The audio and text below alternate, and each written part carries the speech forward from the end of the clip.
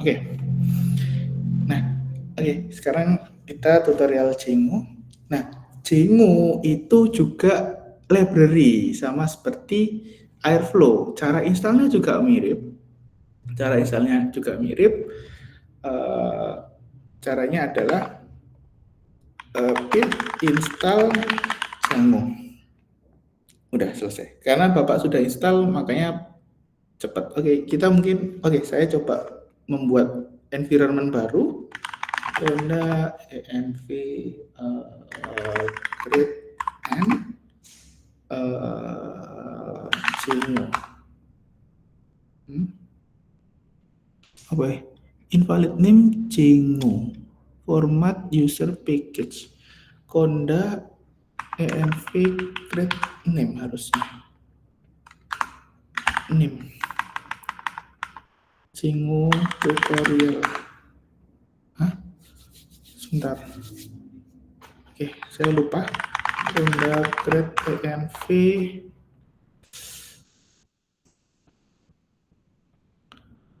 Conda, oke. Conda create name, kemudian namanya misal Django tutorial. Ini bapaknya memperagakan ya, jadi nggak perlu membuat environment baru, cukup menggunakan environment yang sudah ada saja. Ini saya hanya mempraktekkan jika teman-teman belum menginstal Django. Jadi saya membuat library baru kosong yang akan saya isi oleh Django. Pak, apakah boleh environment Airflow kita isi Django? Boleh, tinggal pip install Django gitu saja. Tapi karena saya sudah install duluan, jadi saat saya klik pip install Django, tidak ada instalasi karena sudah ada. Nah, di sini saya membuat environment baru, Conda activate Django tutorial. Nah, ini environment baru.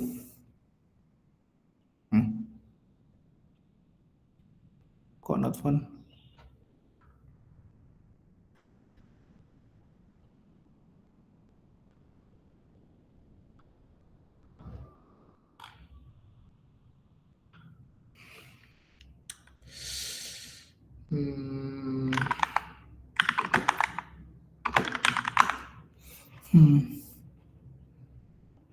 Jupiter.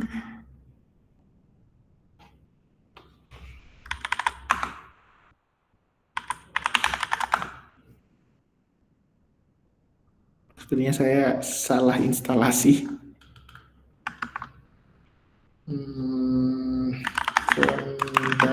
Remove and Django tutorial.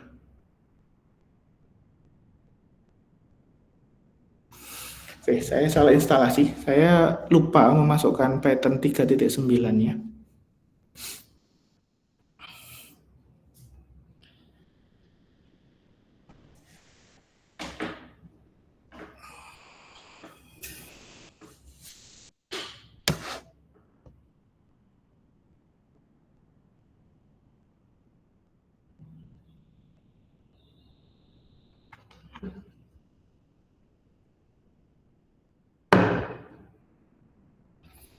Oke.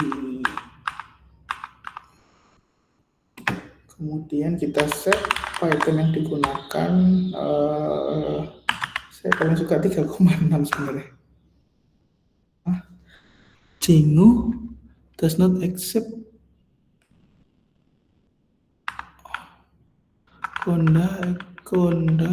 astagfirullah.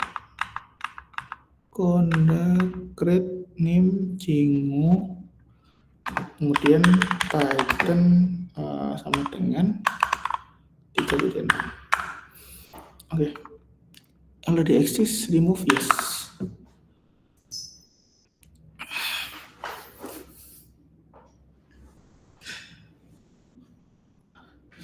Kemudian kita cek pip list Ada ya pipnya? Coba ditutup dulu.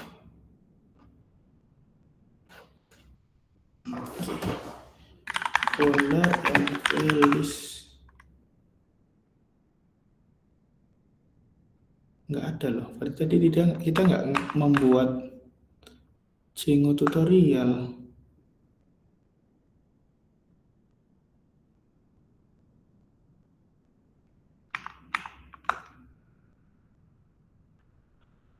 Kok nggak ada ya?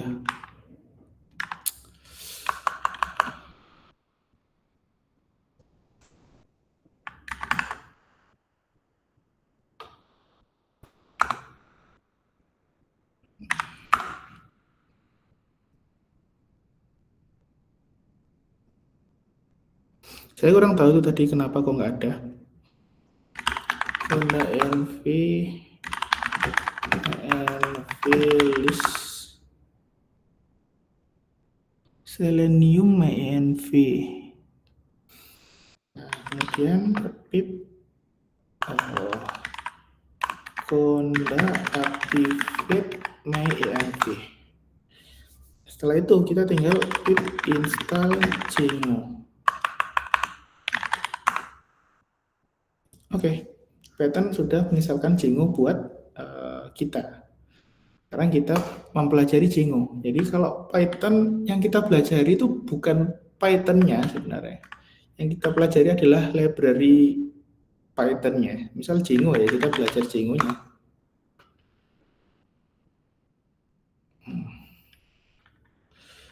Django. Nah, Django sebagai library kita juga bisa menginstal secara langsung, tapi Bapak nggak suka install langsung karena kayak nggak nyaman kalau kita install langsung ke Windows kita sendiri. Lebih baik menggunakan Python. Kenapa? Kalau menggunakan Python, kita bisa uninstall keseluruhan library yang ada di satu Python langsung. Tapi kalau kita menggunakan instalasi Django manual, ya kita menginstal library yang kita gunakan ya satu-satu. Misal Django ya Django saja. Kalau nggak sepaket. Kalau di Python, misal kita mau menghapus satu environment ya tinggal hapus saja semua. Jadi misal Django dan lain-lain yang kompatibel itu tinggal dihapus saja kalau sudah tidak digunakan. Oke, kita lihat Django documentation. Kita coba create Django. Caranya gimana?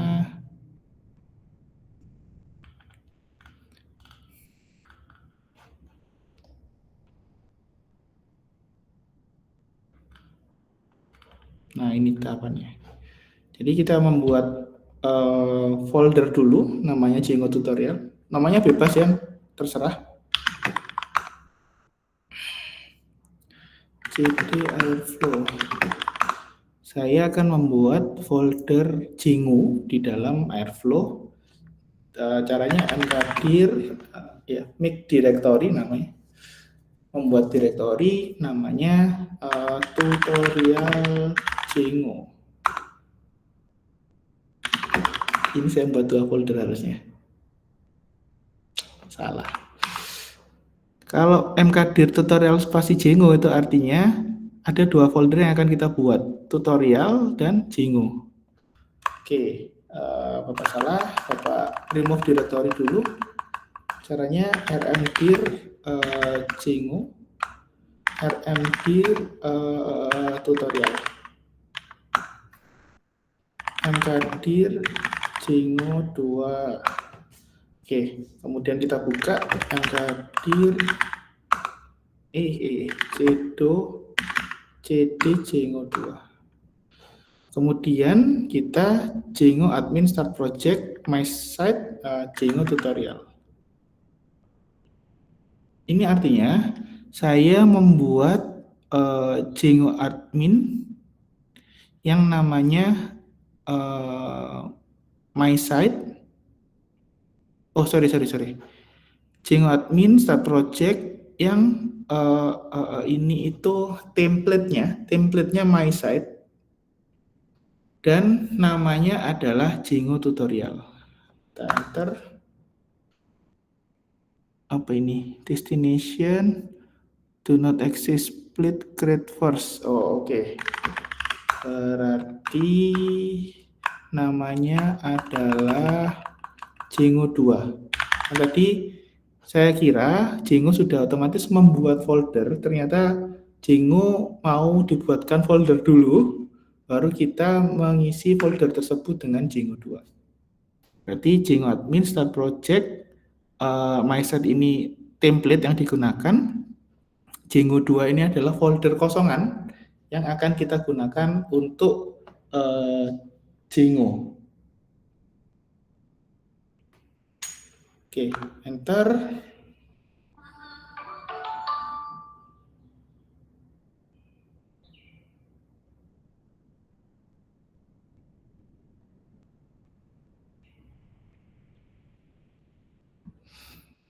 Nah, oke, berarti kita sudah memiliki Django sekumpulan, bukan sekumpulan ya, ya satu folder yang akan kita gunakan sebagai project Django. Oke, kemudian kita buka saja folder Django. Di mana tadi? Oh, di luar, di sini. Ini dia. Tinggal kita open saja. Nah, by default isinya bakal seperti ini. Jadi ada my site, kemudian ada manage, seperti ini. Defaultnya seperti ini. Ini utama dari Django. Kemudian kita, oke, di sini diarahkan untuk run server dulu. Oke, kita run server saja. Titan manage. Oke, manage-nya nggak di sini, manage-nya di Django 2. LSL. Ini ya, manage-nya di sini. Kalau seperti ini berarti cara bacanya Python digunakan untuk membaca file manage Python dan sintaknya adalah run server. Oke, Python manage run server. Oke, setelah ini tinggal kita buka aja. Oke, Django kita sudah jalan, tapi masih kosong, tapi sudah jalan gitu aja. Sudah jalan. Sekarang coba kita baca manage. Oke, kita baca dari atas. Nah, struktur seperti ini juga struktur penulisan Python yang umum. Jadi import-import ya, yang tadi sudah saya jelaskan. Import-import berarti import OS, berarti saya ingin berhubungan dengan operating system, ya entah directory, entah hal yang lain. SJS ini untuk apa itu? Sama sih, hampir sama dengan OS. Kemudian di sini ada satu function namanya main. Dan satu function akan dijalankan di apa ini? Di main juga. Bedanya main ini adalah main function, ini adalah main Python. Jadi kalau misal teman-teman tidak mau menggunakan main yang ini, ya tinggal di note aja. Maka service Django ya nggak bakal bisa berjalan. Nah berarti kan baca ini dulu yang paling bawah ya, main. Main membaca function main. Kemudian di sini membaca my setting dan Django setting model. Oke, my site setting. Kalau dot kan berarti ini foldernya, ini sesuatu di dalam folder, entah folder juga, entah file. Nah, seperti ini. Isinya seperti ini. Nah, kemudian bawahnya ini adalah error-error yang terjadi jika library Django tidak bisa berjalan. Kayak jarang sekali sih library Django tidak bisa berjalan. Oke, kemudian kita membuat suatu saya katakan microservice ya, microservice. Caranya adalah kita hentikan dulu.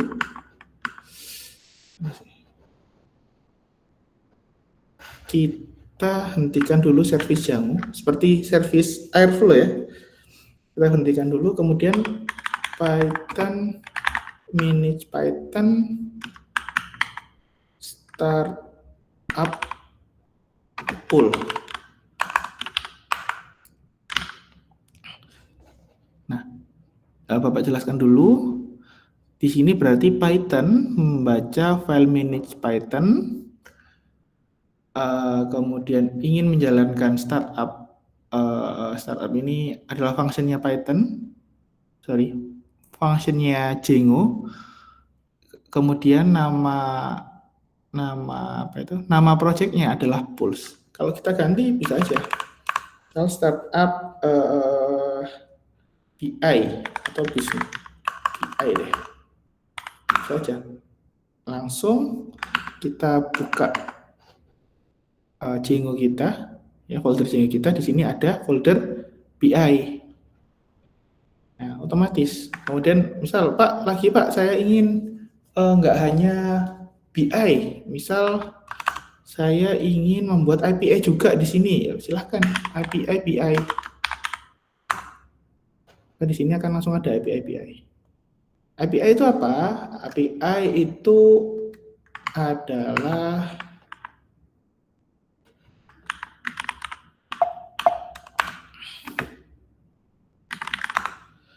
API itu application programming interface, artinya aplikasi yang ada cuma hanya berupa interface, jadi hanya menyediakan datanya saja. Misal Anda menggunakan API dari Google itu apa aja ya? Bentar, saya lupa. Misal API Firebase gitu ya.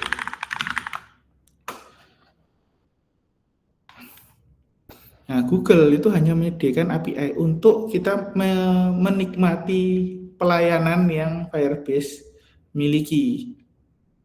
Tuh. Nah, Pak, gimana kita bisa membuat aplikasi seperti Firebase yang menggunakan Django API? Tinggal tulis saja API. Bedanya API dengan aplikasi umumnya adalah API tidak memerlukan interface. Tidak memerlukan tampilan, bukan interface, tidak memerlukan tampilan. Oke. Di dalam satu project ini, menurut Bapak hanya dua file yang penting. Yang pertama views, yang kedua adalah model. Model di sini adalah file yang digunakan untuk mengatur database dalam Django. Jadi kita udah nggak perlu repot-repot mengatur konstruk database seperti satu tabel ini berhubungan dengan tabel apa saja, udah nggak perlu. Kita sudah bisa membuat tabel sendiri, ngaturnya di sini. Oke, saya buka folder saya yang sudah jadi, saya akan jelaskan di sana. Oke.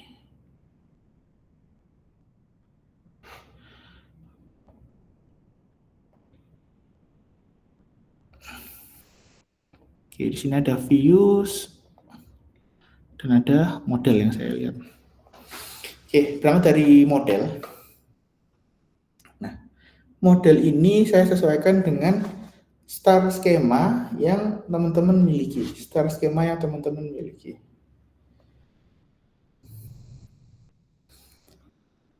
Nah, Nah, tadi kan Bapak menggunakan country, year, month, dan item purchase. Ini adalah harusnya tabel fact, dan ini harusnya tabel dimension. Harusnya ada tabel dimension, saya cuma ngambil indeksnya saja, nggak sampai membuat tabel dimension. Nah, jika sudah ada seperti ini, maka database akan langsung mengikuti. Kita nggak perlu ngutuk-ngutuk database lagi, kita nggak perlu modifikasi database, kita hanya main di Django saja. Kemudian yang views ini mengatur kontrol dan tampilan. Di sini juga hanya ada dua tampilan, ya. Purchase list dan business intelligence. Business intelligence ini hanya hello world, nggak penting. Kita ke purchase list. Nah, di dalam purchase list di sini tahap pertama saya load data warehouse yang sudah dibuat oleh Airflow tadi. Kemudian saya simpan ke database-nya Django. Saya store ke database-nya Django. Setelah itu, dari tahap ini sampai tahap ini adalah proses AI. Ya, proses AI menganalisis tren data. Caranya gimana? Saya menggunakan library lainnya, bukan Django, tapi saya menggunakan library scikit-learn. Scikit-learn itu ada di sini. Saya menggunakan scikit-learn. Nah, seperti yang Bapak sebutkan, saya tidak ngoding manual. Mana tadi ya? Ini saya tidak ngoding manual bagaimana logistic regression, komputasi, enggak. Saya enggak membuat coding itu. Saya tinggal memanggil function linear regression yang merupakan function dari library scikit-learn. Oke, kita tentukan dulu X dan Y seperti biasa.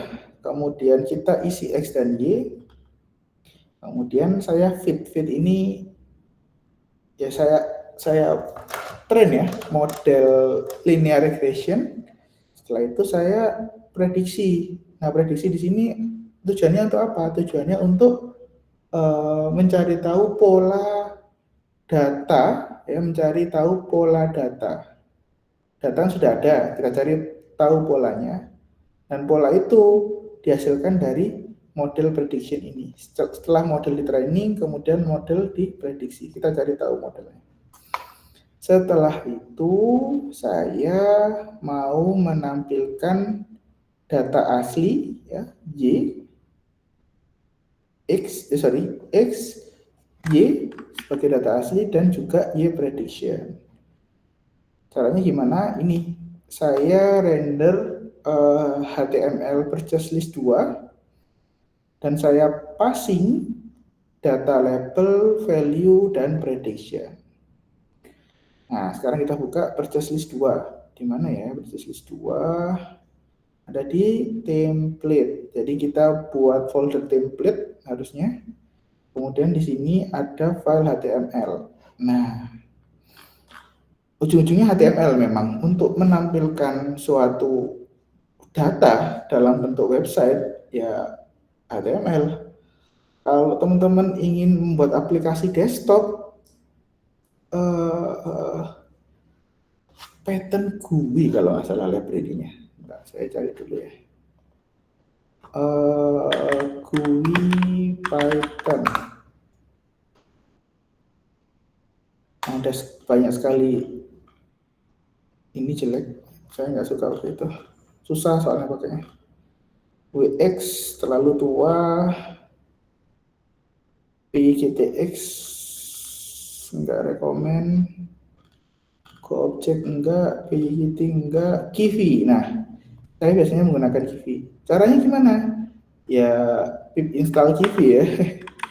Pip install Kiwi seperti biasa. Kemudian kita pelajari Kiwi itu seperti apa sih, gitu ya. Baru kita pelajari Anaconda. Nah, ini.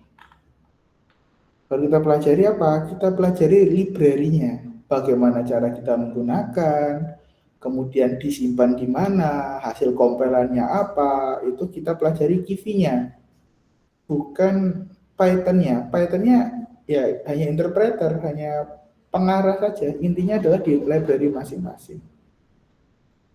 Oke. Nah, ini HTML. Kalau halaman yang Anda gunakan adalah, kalau aplikasi Anda berjalan di dalam website. Nah, di atas sampai bawah ini sepertinya teman-teman sudah familiar ini buat apa. Ini head HTML. Head HTML untuk menyimpan metadata. Jadi metadata itu apa? Misal title itu yang ada di sini nih, ini title. Misal logo, ya. Misal apa lagi? Misal CSS yang digunakan, misal JavaScript yang digunakan, itu ada semua di head. Oke, kita tutup headnya. Kemudian ada body. Body ini adalah bagian tengah ya, isi website. Kita lihat di sini ada satu H1, berarti ada satu apa itu istilah HTML itu ya? Satu elemen H1 yang isinya purchase chart by month. Kemudian saya menggunakan JavaScript chart.js. Ini saya load secara eksternal chart.js. Kemudian saya tampilkan data menggunakan chart.js. Oke, untuk menggunakan chart.js ya teman-teman harus mempelajari chart.js-nya. Cara menampilkannya gimana? Ya bisa dalam bentuk ini. Chart, kemudian labelnya apa, ditaruh di sini. Kemudian nilainya apa dan hasil prediksinya apa. Gitu. Nah, nanti jika sudah selesai semua akan muncul, saya jalankan dulu Django lama saya ini, cd dax cd apt query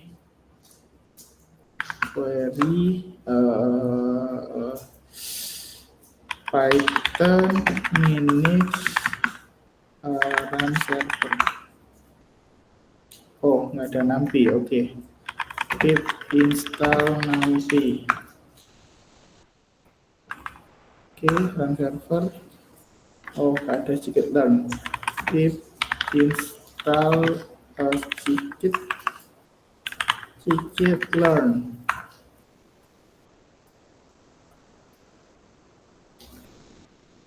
Kemudian run server. Oke, jalan.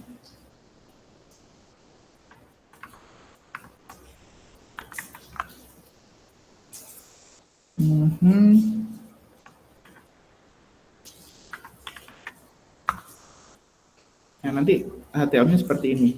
Yang merah ini adalah aktual data dan yang biru adalah aktual data, yang merah itu adalah data prediksi. Gitu. Nah, tugas UAS Business Intelligence adalah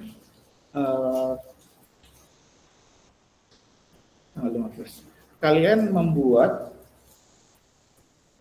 melanjutkan data warehouse yang sudah kalian selesaikan di minggu-minggu yang lalu menggunakan Airflow dan melanjutkan ke Django. Kalian mencoba memvisualisasikan data Anda dan data yang sudah ada AI-nya juga ke dalam bentuk Django. Tentunya kalau kalian punya tiga data star schema, berarti ya minimal diagram yang ada di tampilan itu juga ada 3. Karena satu star schema minimal bisa digunakan untuk memvisualisasikan satu data diagram. Begitu. Nah, kemudian akan presentasi serentak tanggal 15 Juni. 15 Juni ya, 15 Juni. Oke. Oke, dari teman-teman mahasiswa ada yang mau ditanyakan? Saya mau nutup jendela dulu, hujan soalnya.